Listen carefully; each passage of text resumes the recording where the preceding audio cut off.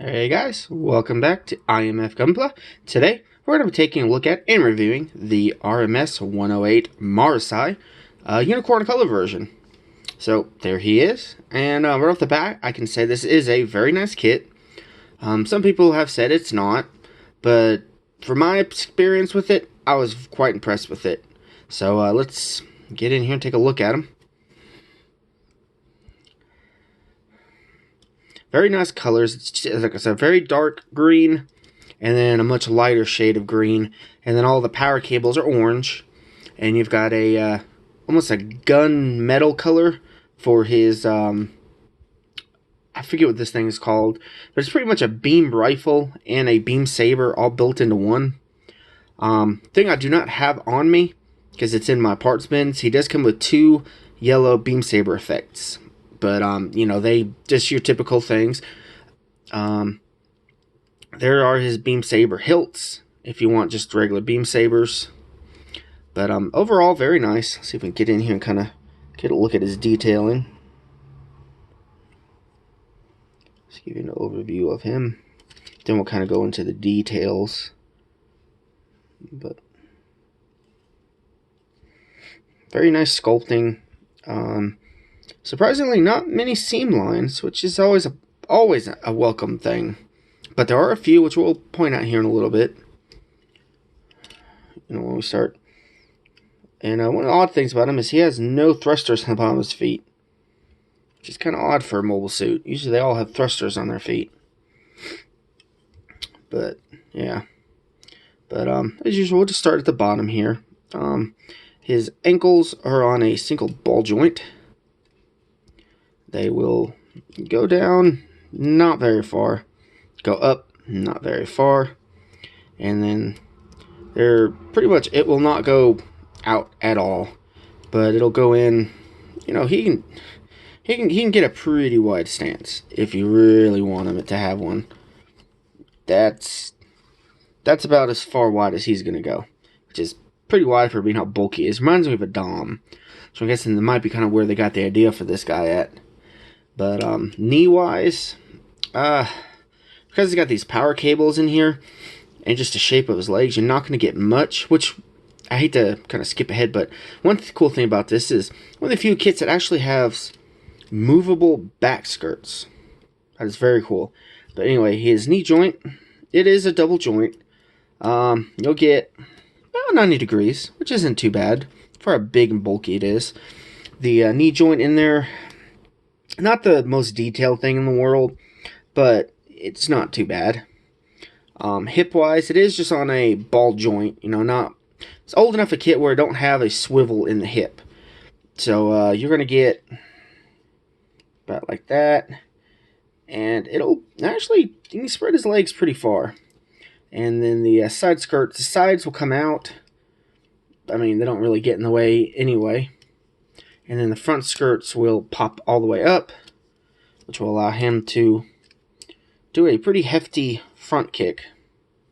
And then going backwards, because of the skirts moving, he can actually do a... Oh, wait, out of the camera. My bad. He can do a front split. So, there you go with that. His waist joint is just a polycap and a peg. But he can swivel. I don't believe he can... Yeah, he can't do 360 because of his backpack. But side to side is pretty decent. I believe if you pull him up... never mind. Yeah, you ain't going to get no kind of a crunch out of him. It's just side to side swiveling. And then let me remove his gun hand just for a moment. Just so we can look at his arm articulation. He is capable of doing a full 360. Let's see. Oh no, this is getting in the way. And his arm will go completely straight, like so. Now, while we're here, the shield is on a polycap, so it kind of swivels a little bit. And then the top and the bottom half will kind of move around however you want it. And then his shoulder is on a moving peg, so it will come out quite a bit, which is very nice for a kid of his age. I did put these in upside down, actually. So the detail that's under here, I don't know if you can see it or not. No, trust me, there's detail. You see a stubbed. But anyway, yeah. And then he's got a bicep swivel, which goes 360. Then his elbow is a single joint, and will go exactly 90. Well, just a hair past 90 degrees, which I am totally fine with. I don't, you know, most of my kits, I don't display them, you know, like powerlifting, so 90 degrees is perfectly fine with me. On his forearm, there is a seam line there, which I have glued in preparation to sand it off. There is a seam line on his shoulder. Let's see here. You can't really see it, but there's one right there. A little tiny one, which I'm not going to glue. I'm not going to worry about it. And then, of course, there'll be one there. But it's kind of covered up by the shield, so again, I'm not worried about it. And then the bottom, this is one solid piece, which I don't understand why the Zaku FZ didn't do this. It would have been perfect. But anyway. So the other arm has the exact same articulation, minus this big shoulder. And these spikes are double, if not triple, the size of a normal Zaku spike. Probably one reason I love it so much. But it's on an awkward, like usually they're mounted right here, but this is mounted kind of off the top here, so it can't actually like come all the way away from it. So you're only going to get his arm up like that, and that's with his shoulder kind of being twisted. I don't think I put it on backwards either, so. But yeah, so you're not going to get much out of this. But same, he's got the bicep here, and then the elbow. And of course on that side too, the hands are just on a typical ball joint and socket. His head is on a double ball joint. So he can... Uh-oh, this spike came off. Antenna. So he can do the chicken. Go up a little bit. That's as high up as he's going to go. And then he can pretty much look it down to the ground, which is pretty good for a kit. He cannot go 360, but, you know, he can look to either side. Well, maybe. I think he's going to hit his shoulder. If we pull his shoulder away a little bit. Okay, he can do a 360. He can. And that is it for the articulation. Definitely, you know, not great compared to today's standards, but definitely not terrible either. And like I said, he's just, it's for the looks I got him. I'm not sure about the red colors, but with the green, I think it looks awesome. And the orange. And of course, this isn't panel lined or nothing, so it is a little plain looking, but there's not a lot, but there's enough where you can panel line it, make them pop just a little bit. And then here's his backpack. And then also in my parts bin, but it came with a set of these covers on the sides. They're the same dark green. I'm not really sure why. I believe they're exact same parts, just for some reason they came with these lighter green and the darker green. So I guess you can use whichever one you want. And then all these cables are kind of that softer, rubbery plastic. No, wait. No, they're hard plastic. My bad. And then this little camera there on the backpack and his eye. Plus there's a black sticker that goes down here on the face of it. Because it's a black piece and the mono eye goes on that. And then there's a black sticker that kind of fills in the gap there. So it looks like his eye goes back deeper.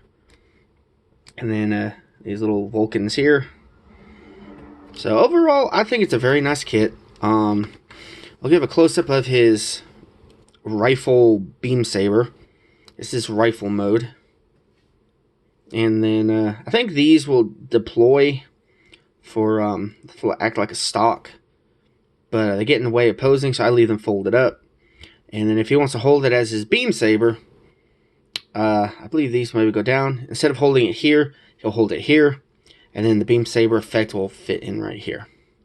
So there's that. And this is off of a different kit. The Gatsby, I believe, maybe, is what it comes from. Could be wrong, though. It's one of the you know, obviously the Zeta, or maybe double Zeta kits, one of the transforming ones. So there's that. Let's push him back so he's in the frame. And then the other weapon is this, which comes from that Manta-looking Zeta mobile suit. I don't know the name of it, but it's an interesting weapon. He can, you know, obviously hold it in his hand. There we go. And it's a whippy weapon. And at the end, it's got this little spear thing, I guess, you know, for stabbing stuff and pulling it towards them. And there goes his palm. This is one of those weirder hands where the fingers are off to the side. Let's see if I can get it back in there. There we go. So like usually, you know, they're split right down the middle, half and half. But this one, the fingers are separate. Interesting. And I haven't taken the nubs off of this or nothing, so I'm not going to be using it. But the tip of it, nicely detailed. Like I see here, these would be like thrusters for it to shoot forward. And I guess technically these ones would be for it to shoot, you know, kind of fly backwards. I like to imagine that it would impale itself into something, like the camera right here. And then those two would be little beam guns, and it'd be able to shoot it from like point blank range. So, yeah. And then, like I said, extra part wise, you're gonna have those two beam saber effects. You're gonna have the two spare some polycaps, and I think there may have been one or two small parts. Nothing to really note. While you're not gonna get a bunch of kit bashing parts out of this. But, yeah, it's a really nice kit. I like it. Here on the legs, we've got these thrusters on the outside, and these are separate pieces. And then we've got the one on the inside.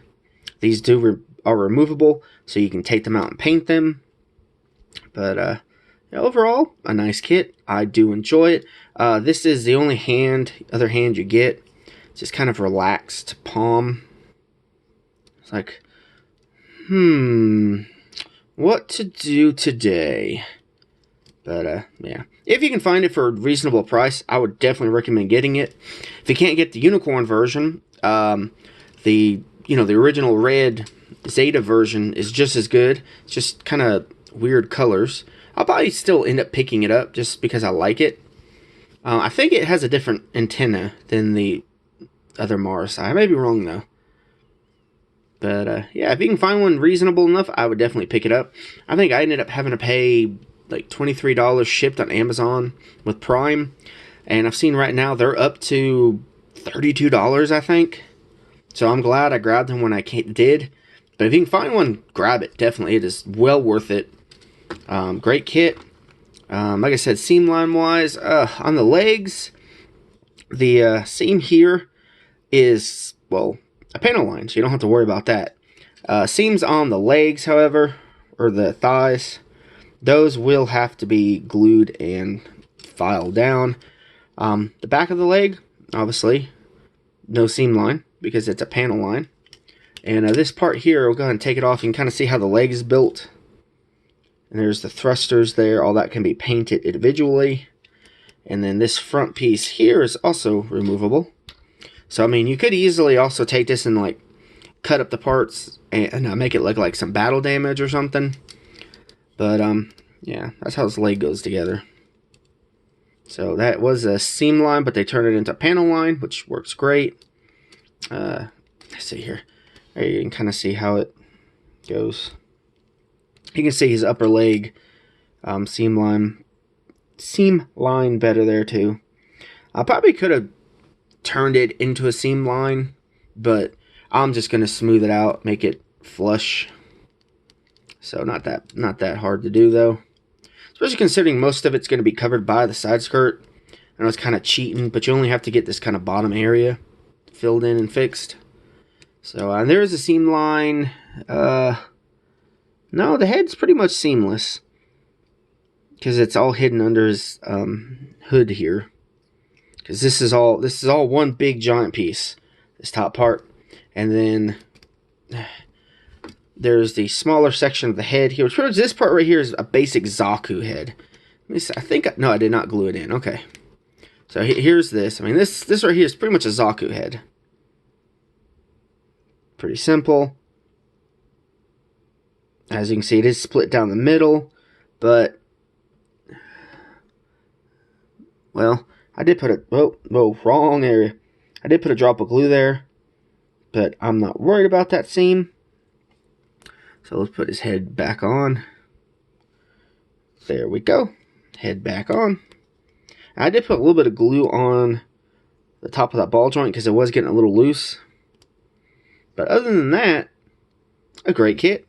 And like I said, if you find one, grab it. They'll look great just in a shelf like this. Of course, I am going to panel line it, black wash it, and add a few paint details. Fill in the thrusters. And I think it'll look really good. So if you can find it, grab it. If you can't, don't worry about it. But out of the two, I would definitely recommend getting the unicorn colored version. Oh wait, this has got to go on last. See if I can get this part back on camera. Okay, there's that. And we throw this on. Kind of lock everything together. Still don't think that's right, but I will fix it later off camera. So there you go. That is the Marasai unicorn colors. So hope you guys enjoyed the video. If you have, would you mind throwing a like below? If you have any comments or questions about the kit, feel free to leave them in the comments below. Until the next video, take care, keep building, and I will see you then.